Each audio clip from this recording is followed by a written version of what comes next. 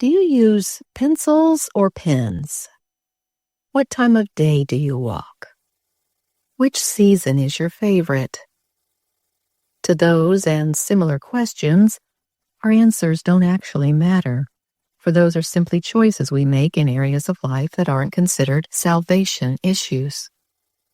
But what if all writing instruments, walking at all times of day, and having a favorite season were forbidden for some reason?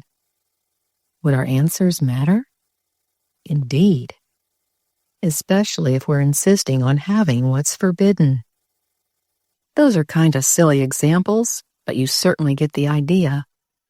Our choices become salvation issues when God clearly says no, but we insist on having our own way. Humans bent on sinning like to limit salvation issues to those specifically stated in stone, especially the two biggies of killing and stealing. So, as long as those someones aren't breaking number 6 and number 8, they feel good and at peace with God. Satan insinuates that our behaviors aren't actually sins if they're not among the 10 written in stone. However, many choices are linked with one of the 10 commandments. For example, loving our friends and family isn't a sin, and there's no commandment against those.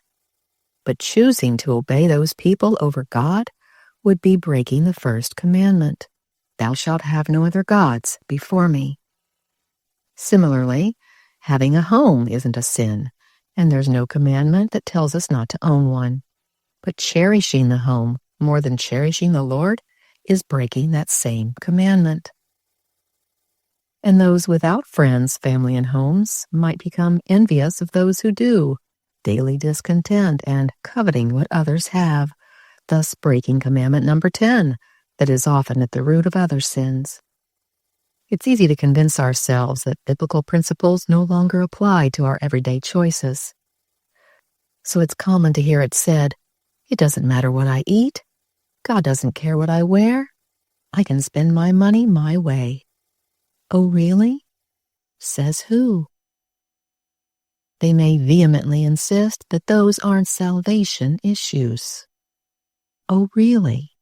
Says who?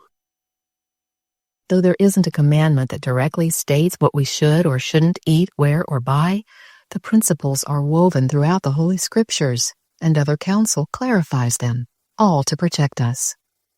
Let's think about it logically. Would God have outlined health laws if it doesn't matter what his children eat? A godly dad cares what his children wear. Why wouldn't our Heavenly Father care? And money is a gift to be spent unselfishly.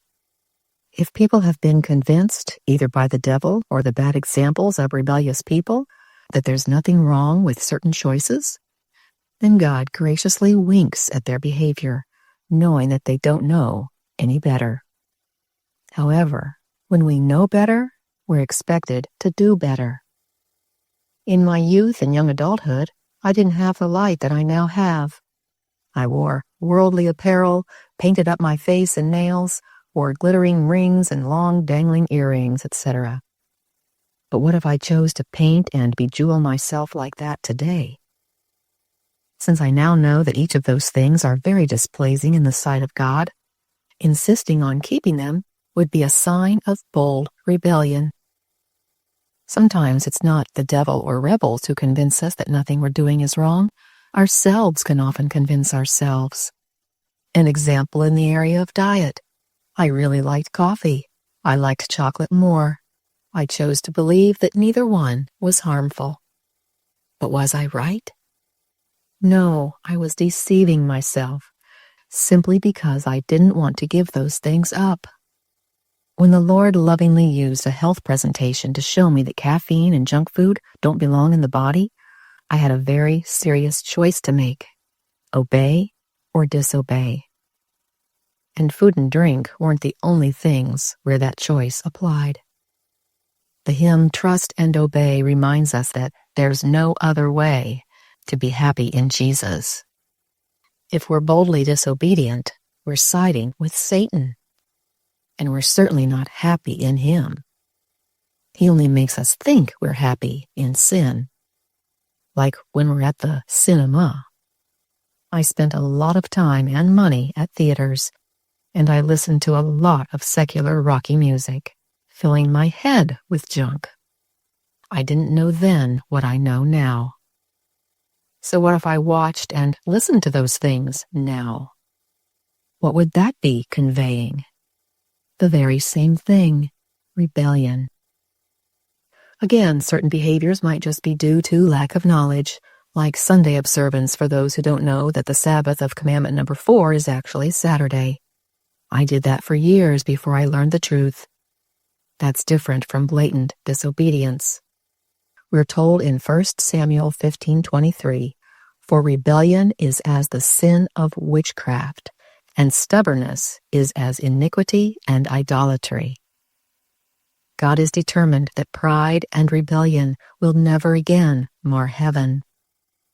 May we each take a look inside our hearts to determine if our choices are of a right nature or a rebellious one. For every single act of stubborn rebellion is a salvation issue.